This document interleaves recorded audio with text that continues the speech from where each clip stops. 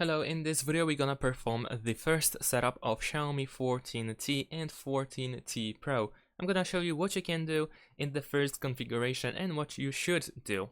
So, before we turn on our device, if you have the SIM card that you need to insert, then we're gonna do that first.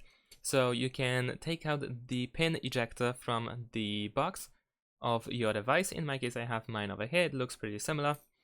And at the bottom of the device we will find the SIM tray. It is located over here on the left side, and on the left of the SIM tray we have this hole. We need to insert the pin inside this hole over here in order to push it slightly in order to take out the SIM tray just a little bit, and then use your fingers in order to take it out completely. Once it is out, we need to insert our SIM card, and we need to match it with the frame of the SIM slot, which in this case it looks like this. Push the SIM card inside. Once you hear a slight click, and once you are certain that the SIM card is fully in, then you can place it back on. If you used SIM 1, then this is the front of the SIM tray. It is important because at the back, if you take a look, it should say SIM 2 in the middle, and this is the reverse side. So place it front up, face up, there we go. Let's put it back in, and now we can turn on our device. So use the power button, which is of course located on the right side over here. Press and hold it until the device turns on. There we go. Now we can release the power button, and let's wait for the device to turn on. Alright, so once everything is loaded up, we can press this arrow in order to proceed.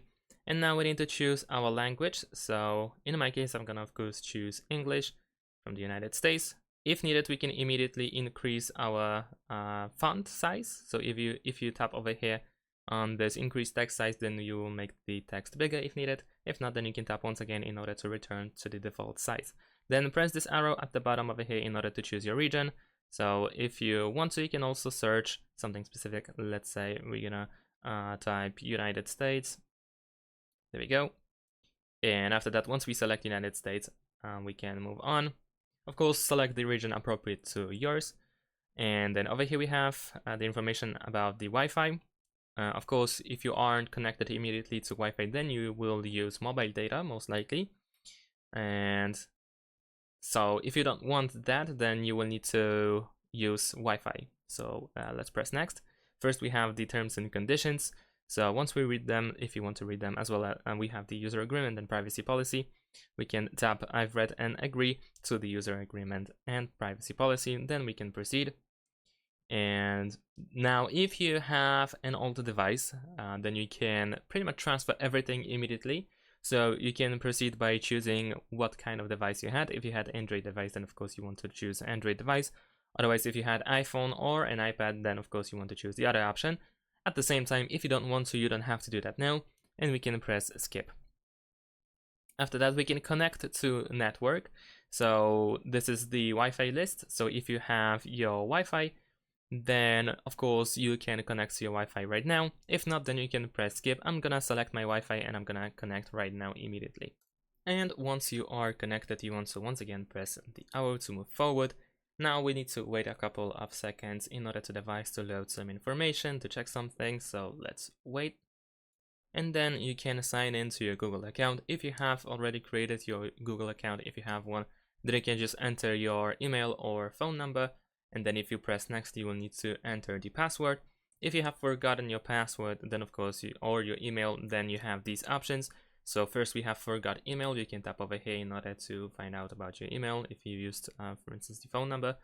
Or if you have forgotten password, then somewhere in the same spot you should have the forgot password if you proceed. And if you didn't create the Google account, then you can do that right now by pressing create account over here, this text here. And at the same time, if you want to, you can skip this whole process by pressing skip. Now I'm gonna sign into Google and let's move forward. So after pressing forward, like I said, we have to enter the password if you want to sign in. And if you have forgotten your password, then over here we have forgot password. So let's go next. Then we have these two options. Who will be using this device? If you are using the device, if you are about to use this device, then of course you want to choose the first option. If your child will be using this device, then of course you can choose the second option. I'm gonna choose that I will be using this device, so let's go next. We have the Google Terms of Service. So we need to agree if we try to log in. And there we go. So now let's wait for further instructions. Then we have the option to copy apps and data once again from our other device. I don't want to do that right now. If you want to, you can press next and proceed and decide what you want to copy. Like I said, I'm just gonna skip this process and I'm gonna choose don't copy for now. And then we have some additional informations from Google, this time Google services. So over here we can choose to turn on backup of our device, basic backup. Then we also have the location. We can immediately turn on and off a location on this device, as well as we can allow or disallow scanning. Then we also have the option to send usage and diagnostic data to Google.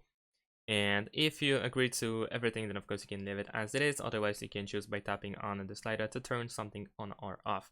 So I'm gonna press accept and let's move on. Then we need to choose the browser and search engine that will be used as the default one. So let's go next. Now in my case, I'm gonna use Google Chrome. This is, I think, the most popular choice over here. Of course, if you have your own preferences, then you can choose anything else. You can also unfold to find out about the description, but I don't think it matters that much. If you don't know which one to choose, I guess Google Chrome is the default choice. But honestly, you cannot really choose wrong, I believe. So let's proceed. Let's set this as default. Then we have the search engine that it will be used as default. And once again, the most popular choice is of course Google. So if you don't know which one to choose, Google will be just a fine choice over here. If you have any other preference, then of course you have the list over here and you can choose anything else. Alright, so then we need to set as default. Then we can set up the screen lock, so immediately you can protect your device by using the screen lock. In addition to that, you can also add your fingerprint, and you can also set up the face unlock feature. However, if you don't want to do that right now, you don't have to worry about it. You can do that later. So I'm gonna skip this and let's move on. Then we can continue the setup. Then after that, we can choose leave these settings and get the reminder later to continue the setup. And if you want to, we can continue. So I'm gonna press continue actually in order to get over with that.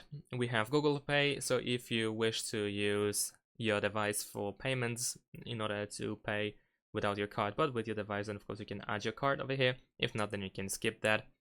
Then we have additional 4 options that allow us to customize our device just a little bit for the start. So if you want to, you can add another email account, you can change the display of the text, we can change the wallpaper, and we can review additional apps. I'm gonna choose no thanks. And there we go, we are getting ready. So now let's wait. And once again, we have basic settings, we have locations, usage, and diagnostic data. So most of them are pretty much the same. We have personalized ads. So if you don't want to have personalized ads, if you prefer to have general ads, then of course you can turn this option off. I'm gonna keep this on, actually, I don't really mind that. Then let's proceed by pressing the arrow at the bottom. We have parental controls, which we can turn on. We don't want to do that. We have font settings, so we can change the font immediately. I'm gonna use the default font. However, if you want to use Mi Sans, then of course you can do that. And we have the default launcher, where we have the classic one or with the app drawer. Now I prefer to use the app drawer, so that if I scroll from the bottom towards the top, then I have the list of whole apps that I have installed on my device. If you prefer to have that as well, then you want to choose app drawer. Instead, if you want to have everything in the home screen immediately, I mean every app, then of course you want to choose the classic one. I'm gonna stick with the app drawer and move on. And there we go, we are preparing the operating system, and let's find out what will happen next. I believe this should be it. Now we should have access to the home screen after that. There we go, setup complete, so let's press the arrow. And there we go. We are loading the home screen, and this is how it looks like. So we can now start using our device as we wish. We can customize it, we can start installing apps or uninstalling, because sometimes you might have some apps pre-installed which you might not want to have on your device. And that's pretty much it. The first configuration, the first setup is completed. Thanks for watching, leave a like and subscribe to my channel, and see you in my next videos. Bye!